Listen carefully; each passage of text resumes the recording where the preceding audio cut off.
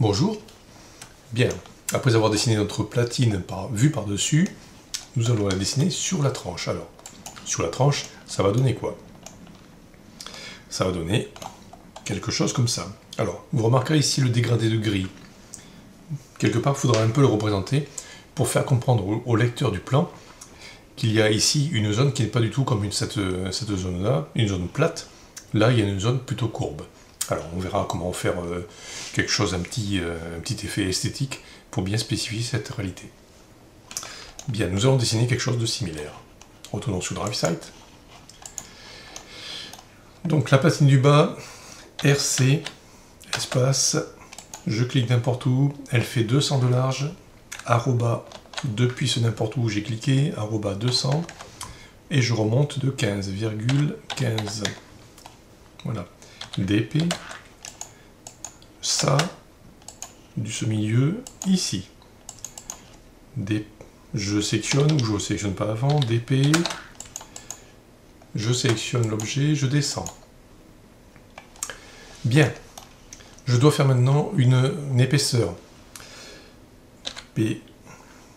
Alors je vais utiliser la polyligne, plutôt PO, espace. Là, je remonte de 10, puis je vais par là. Et je fais échappe. Je prends une ligne, L, espace, je vais de là et je m'accroche. Je sélectionne la polyligne, je prends sa poignée, je le mets là, ça j'en ai plus besoin, je l'efface, supra.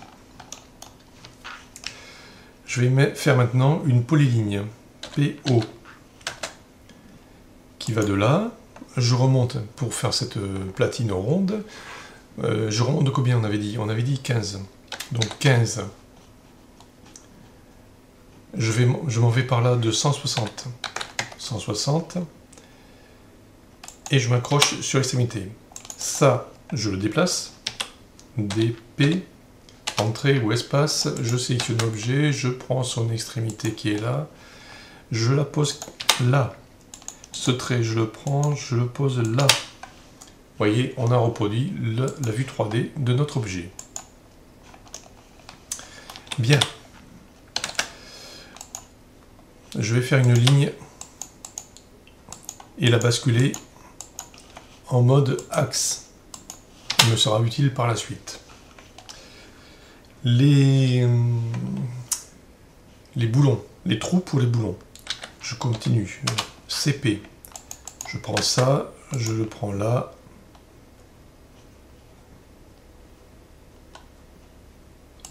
Je le pose là. Je le déplace, DP, parce que ça fait un peu trop loin. Je le réduis. Je l'augmente, voilà.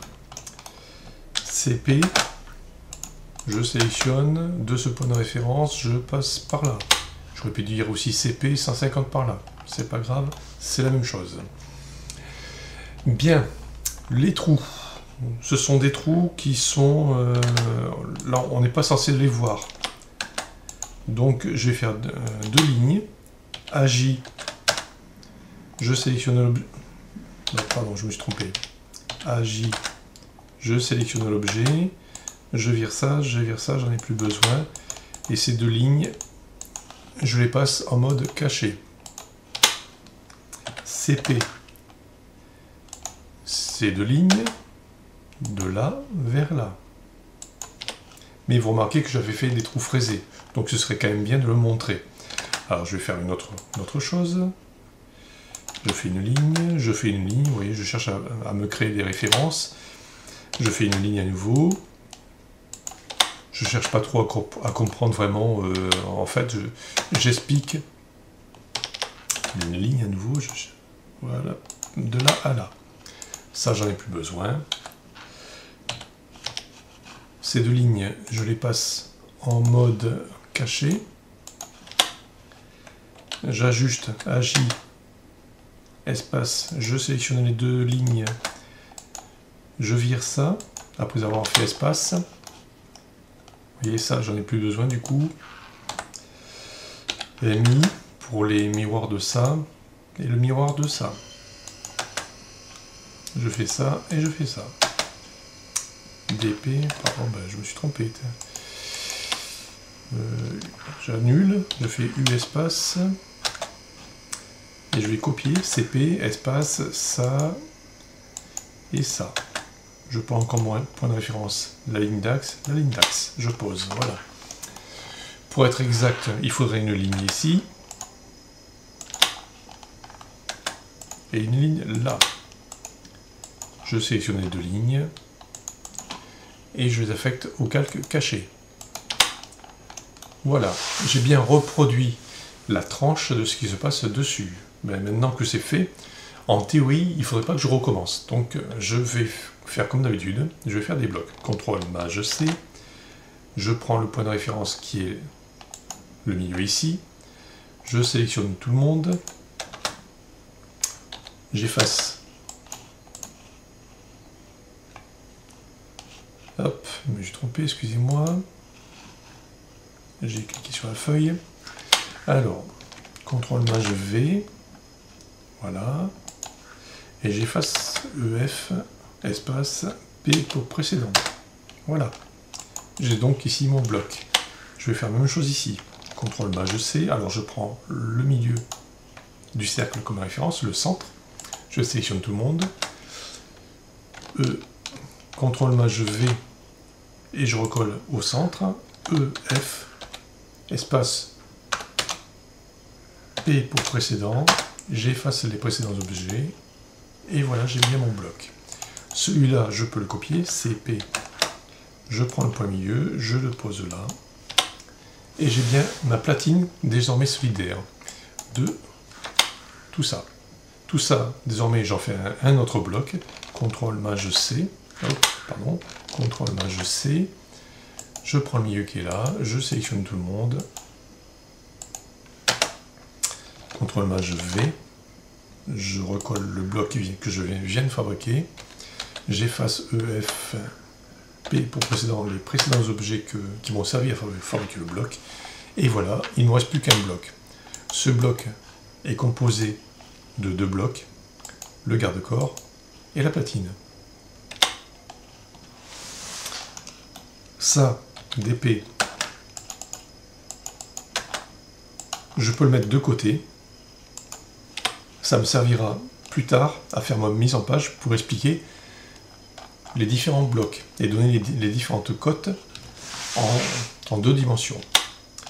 Bien, ceci dit, je sais que ma tôle de couverture, qui va faire un petit zigouigoui par là, un truc comme ça, en arrondi, va venir à la concurrence de ma platine. Donc mon garde-corps est trop long. Enfin, pardon, excusez-moi, pas mon garde-corps, mon platelage. Donc j'édite le bloc, je fais OK, et je vais étirer mon bloc pour le réduire. Je fais E espace, je sélectionne, vous voyez, depuis depuis la droite vers la gauche, et je bouge vers la gauche, et je dis, combien? Allez, on va dire 50. C'est pas assez. E espace, je sélectionne cette zone, je fais espace pour dire j'ai terminé ma sélection, je clique n'importe où par là, et je vais bouger encore de 15. Je mesure des I,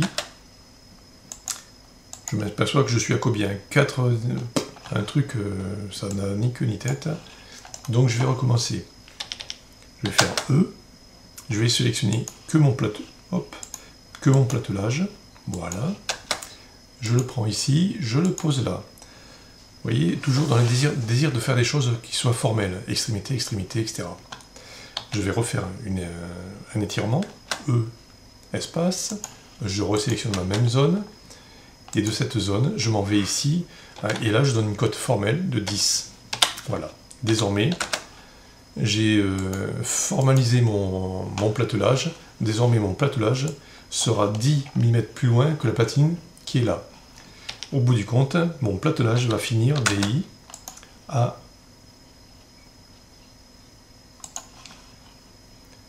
un peu plus de 120 mm depuis l'axe de mes garde-corps.